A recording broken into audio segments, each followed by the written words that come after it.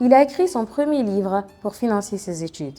Il a étudié l'anglais tout seul, ici, en Guinée. Il a cofondé une plateforme numérique qui connecte des milliers de personnes par SMS, et tout ceci avant ses 25 ans. Dans un pays où l'on attend souvent la permission d'agir, Amadou Saada Tall a choisi de construire avec les mots, avec la data, avec l'intention. Aujourd'hui, on parle de ce qu'il faut pour se créer une place lorsque personne ne vous en laisse une, et de comment on transforme une idée en impact réel. Bonjour, je m'appelle Maïmouna Diallo et bienvenue dans ce nouvel épisode du podcast Le Griot Digital. Si vous ne suivez toujours pas, il est temps de rejoindre l'équipe, grandir cette communauté afin que nous puissions avoir un impact international, inviter des guests encore plus intéressants et toujours apprendre des concepts qui nous grandissent. Bienvenue dans Le Griot Digital. Bonsoir Amadou, merci d'avoir répondu à notre invitation. Alors, ma première question est la suivante. Qui était Amadou à 16 ans avant qu'on commence à vous applaudir? À 16 ans, élève au lycée, engagé dans des associations, chargé de com à l'époque, créateur de contenu sur les réseaux sociaux. J'écrivais sur une page, je faisais de la poésie, je parlais de politique et très passionné par le digital, même à cette époque-là, un peu un esprit de bricoleur. Et j'ai contribué sur un projet de société d'un parti politique qui n'est pas finalement né. Donc, voilà ce que j'étais à 16 ans. C'est quoi le nom du parti? Il n'avait pas de nom à l'époque. C'était une idée de parti. D'accord. Et on est parti sur, on a travaillé sur le projet de société. On était sur le projet de société. D'accord. Et j'aimerais savoir pourquoi est-ce que vous avez choisi d'écrire La dictée de mon âme? Alors, La dictée de mon âme, c'était en effet le résultat d'une série d'activités. Donc, à 16 ans, j'étais déjà engagé. J'écrivais beaucoup sur Facebook. Donc, je suis allé sur la poésie parce que j'ai découvert la poésie. D'ailleurs, c'est sur Facebook que je l'ai découvert.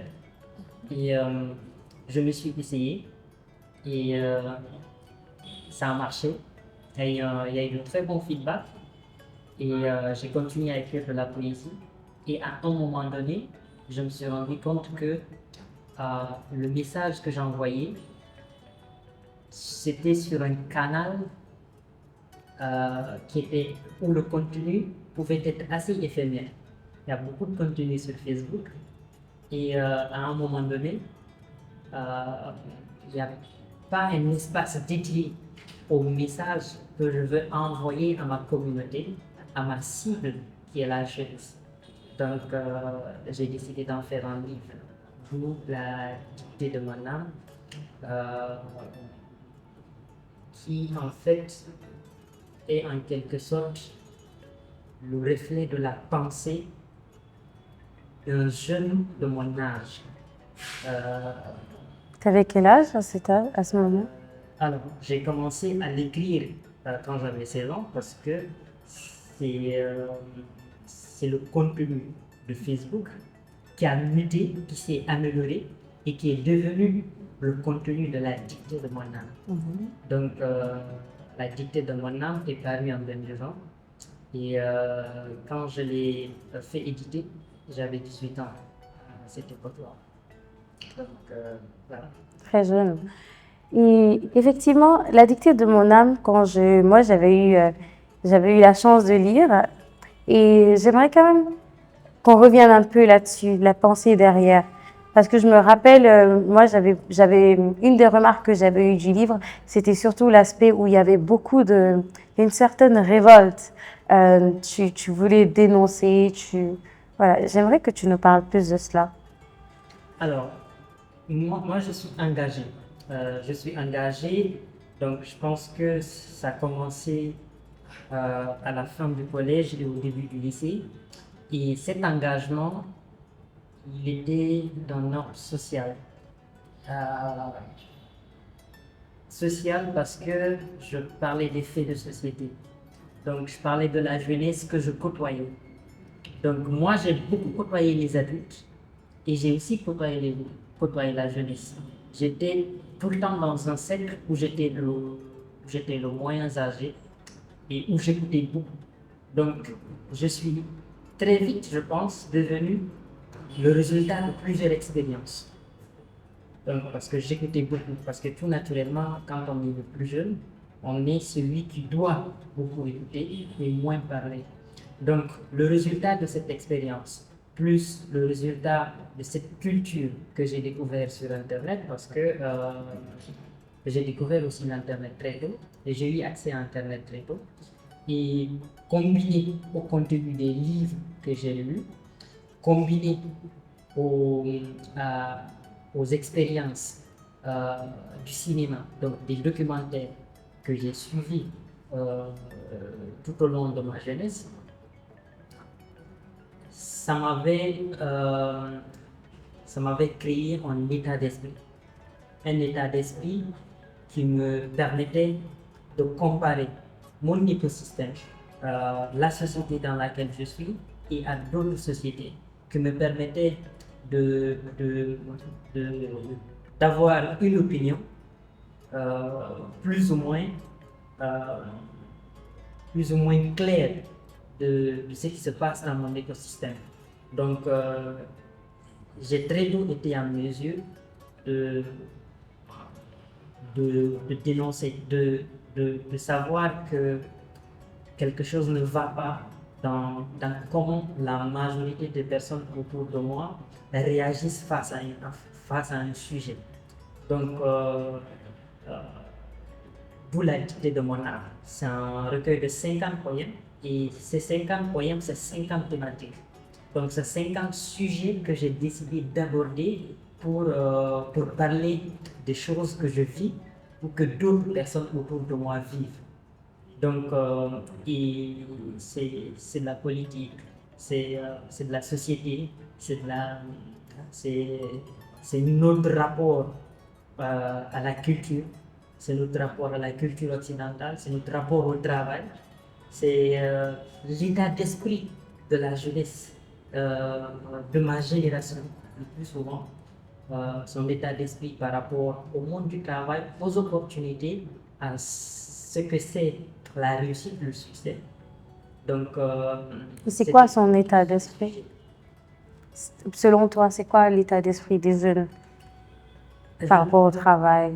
je pense que dans la majorité des cas, je fais partie d'une génération qui croit beaucoup au,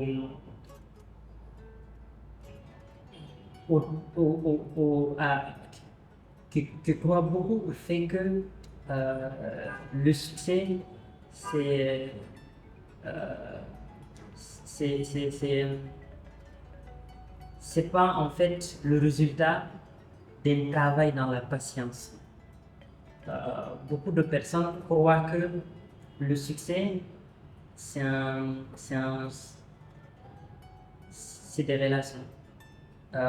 C'est du lobbying, mais du lobbying vraiment euh, pas à la mérite, pas au mérite, qui croient qu'en fait que la réussite se trouve ailleurs, surtout, et qui croient qu'en fait qu'on est obligé d'être malhonnête ou qu'on est obligé d'être corrompu euh, ou qu'on est obligé de passer par des raccourcis euh, pour arriver à une situation où on se fait de l'argent. Donc, ils mesurent le plus souvent cette réussite à notre capacité à pouvoir générer de l'argent, à pouvoir être dans un luxe. Et, et je pense que fondamentalement, c'est un vrai problème de société Et donc, cet état d'esprit me pousse à mettre de côté tout ce qui est valeur et tout ce qui est collectif. Donc, ça a poussé la génération à laquelle j'appartiens à être individualiste, assez individualiste. Donc, je pense que c'est ça l'état d'esprit auquel on est arrivé, en fait. D'accord. Et toi, par exemple, quand tu parles de l'aspect des raccourcis, selon toi, c'est quoi ton rapport aux raccourcis? Est-ce que tu penses qu'il y a des raccourcis bénéfiques ou tu dois quand même avoir une certaine manière de peser les choses pour avoir des résultats plus rapides? Ou pour toi, il faut quand même accepter le process et y aller sans y penser? Pour moi, c'est le process qui fait la durabilité. Et quand je parle de raccourci, euh, je parle le plus souvent de, de cette habitude qu'on a de, euh, de passer par un chemin qui est contraire aux normes sociales ou aux valeurs euh, que le plus souvent que moi je défends pour en fait arriver à un objectif. Euh, les raccourcis, c'est de vouloir avoir une réussite rapide sans prendre le temps d'avoir les compétences, l'expérience pour pouvoir assumer cette réussite, pour pouvoir assumer la responsabilité qu'on va nous confier en passant par ce raccourci-là. Donc, c'est aussi le fait de, de prétendre ou de vouloir avoir accès à des opportunités qu'on ne peut pas, assumer. Donc, je donne peut-être beaucoup d'exemples.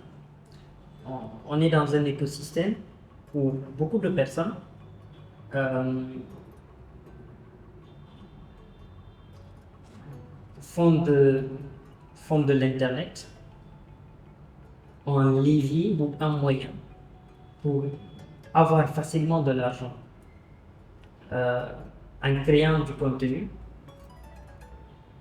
qui ne contribue pas à créer un impact social, qui ne contribue pas à faire de l'éducation sociale, qui ne contribue pas à défendre euh, les valeurs qui puissent nous permettre, ou les valeurs qui nous permettront d'arriver à un résultat collectif satisfaisant. Donc, je parle de ce que j'appelle le plus souvent le contenu de l'abrutissement. C'est du contenu que l'on crée pour en fait nous faire perdre du temps. Pour occuper notre attention sur des faits, sur des sujets qui ne nous permettent pas de grandir en tant que jeune, en tant que génération, en tant que citoyen d'un pays. Donc ce type de contenu pour moi, c'est un raccourci parce qu'on le fait pour avoir une notoriété, une certaine notoriété que l'on peut monnayer, soit au service d'un politique, soit au service d'hommes d'affaires ou d'entreprises qui n'ont pas, qui ne défendent pas les mêmes valeurs que moi ou les mêmes valeurs que l'on peut appeler euh, des valeurs sociales fortes. C'est quoi des valeurs sociales fortes pour toi? Pour moi, les valeurs sociales fortes, c'est être conscient de l'impact de nos activités, de nos actions sur un écosystème dans lequel nous sommes. Avoir des valeurs fortes, c'est accepter de travailler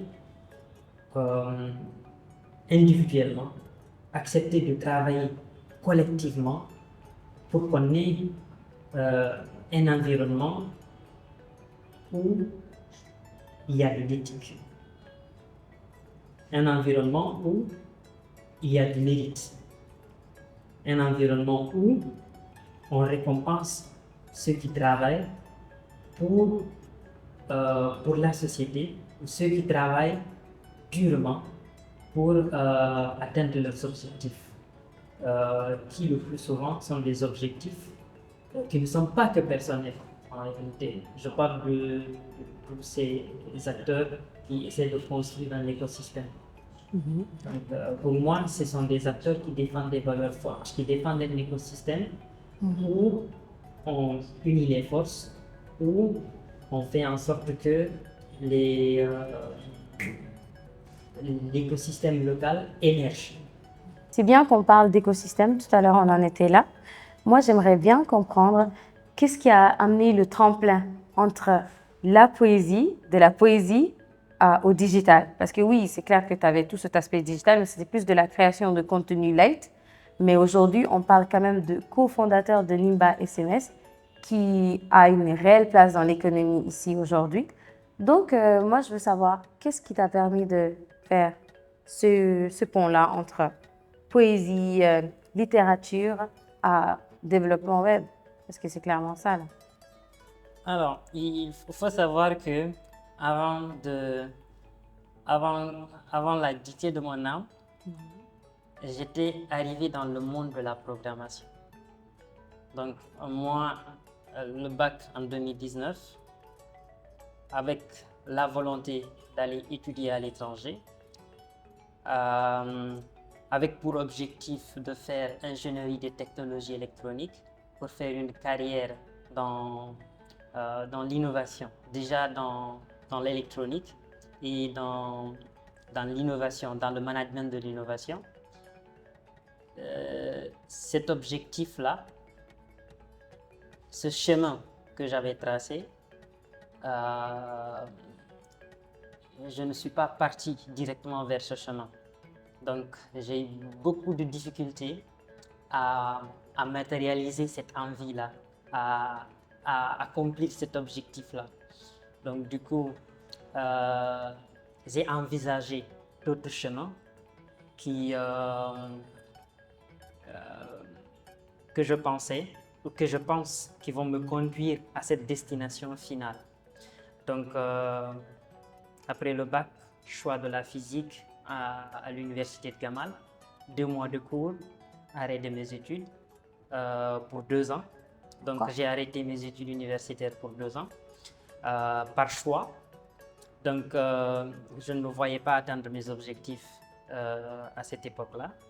Donc, stage dans une entreprise à l'ISAI. Donc, du coup, stage en tant que junior web developer et aussi community manager. Donc, l'objectif ultime de ce stage, c'était pour faire une introduction au monde du développement, au monde de la programmation. Donc, parcours classique, les B.A.B.A. Donc, je pense 6 mois. 6 mois dans ce parcours de stage et d'apprentissage dans un écosystème très compliqué où en fait j'ai appris la programmation, j'ai fait une immersion dans la gestion de projets de développement web, donc où j'ai fait l'expérience du terrain. Je suis allé aussi sur le terrain avec les équipes techniques pour faire en fait de la prospection commerciale, pour comprendre les besoins des clients. Et donc, c'était déjà une introduction à l'écosystème numérique, une introduction au développement web, une introduction à tout ce qui est digital. Donc, la suite après, c'était déjà l'objectif de ce stage-là, c'était de m'occuper en même temps développer des compétences qui en fait étaient des compétences qui me seraient utiles dans ma formation d'ingénieur de technologie électronique. Parce que être ingénieur de technologie électronique, c'est en fait avoir la capacité de non seulement designer des circuits électroniques, installer des composantes, mais aussi les programmer. En fait, programmer les composantes avec du C, avec du C++, ou avec des outils comme Arduino et tout ça. Donc,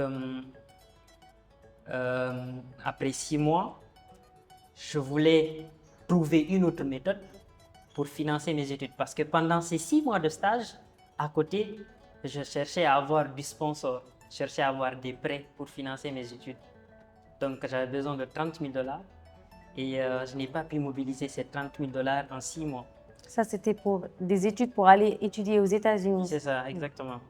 Donc, et du coup, l'un de mes plans, après avoir essayé les prêts, le sponsor, c'était de chercher moi-même l'argent, chercher moi-même les 30 000 $. Et du coup, je suis allé en entrepreneuriat. J'ai créé Abba Business Brokerage, qui était une entreprise qui est née d'un besoin. On était en période de Covid. Les gens ne partaient plus réellement trop au marché. Les producteurs dans les zones agricoles avaient du mal à écouler leurs produits. Donc Nimba SMS est né de ce besoin-là. Donc de permettre aux producteurs agricoles d'écouler sa marchandise, de permettre aux ménages, aux entrepreneurs, aux restaurants, d'avoir accès à cette matière première sans forcément aller au marché. Donc, du coup, ça a commencé spécifiquement par les produits agricoles. J'ai vendu du gingembre, de la pomme de terre et du pain de change et d'autres produits. Et progressivement, ça a muté vers des produits hygiéniques. Donc, et après les services. Donc, des services comme l'assurance et d'autres services. D'ailleurs, cette activité m'a permis d'entamer une collaboration avec l'un de mes associés. Donc, Nimba Solutions était mon client avec Abba Business Brokerage. Donc, je vendais des services pour Nimba Solutions. Donc, c'était la première collaboration professionnelle.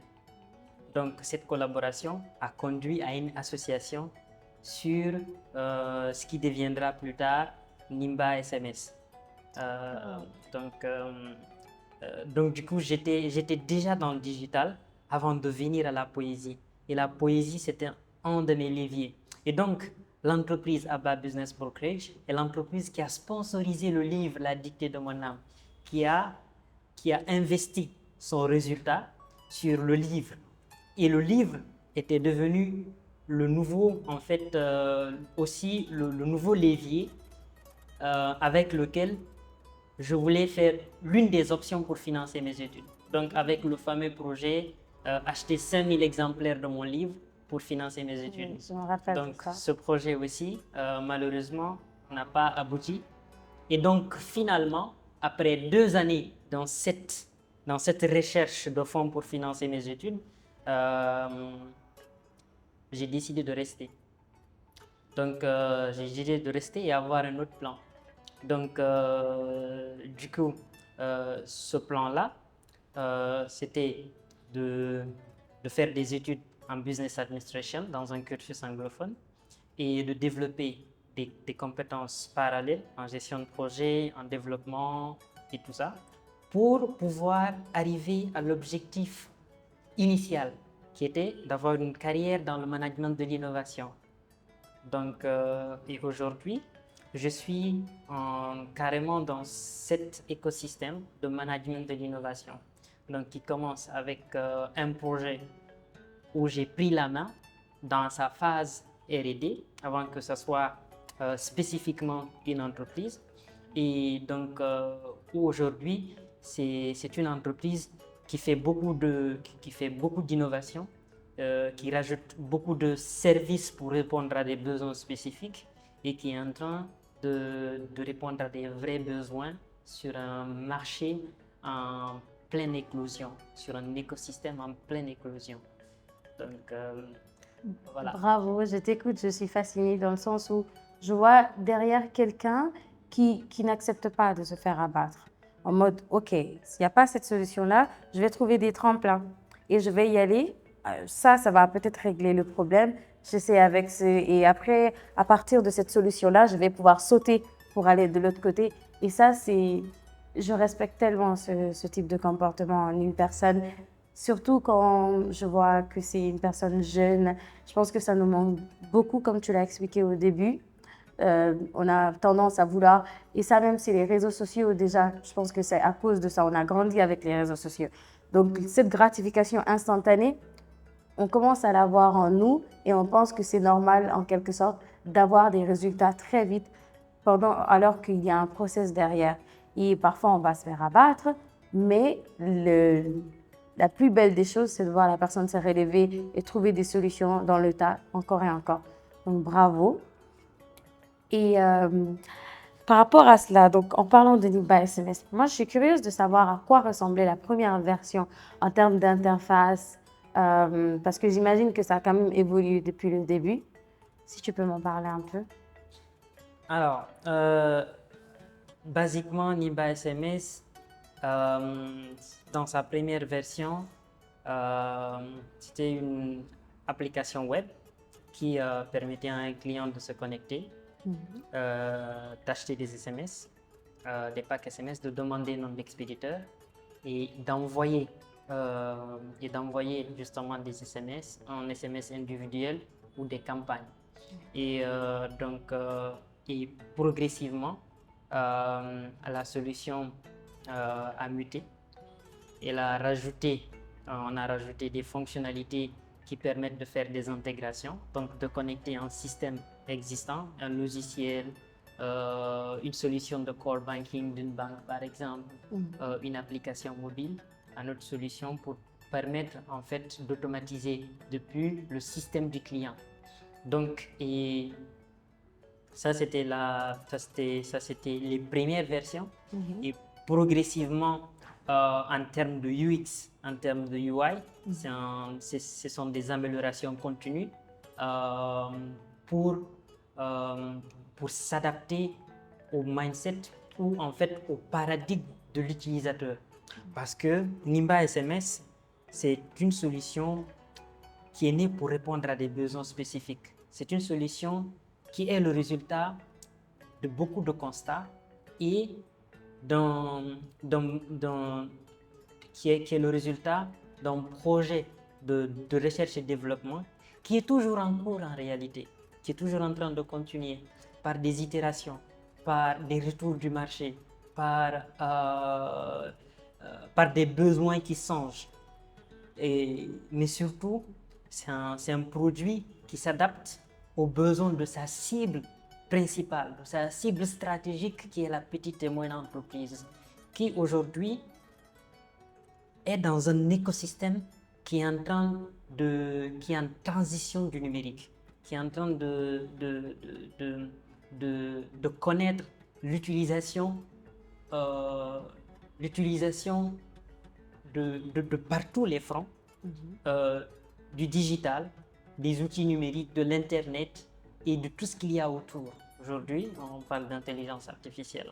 Donc, la PME, elle a besoin de se reconnaître dans cet écosystème. Elle a besoin d'avoir des outils qui sont faciles d'adoption pour elle et avec lesquels elle peut voir du résultat.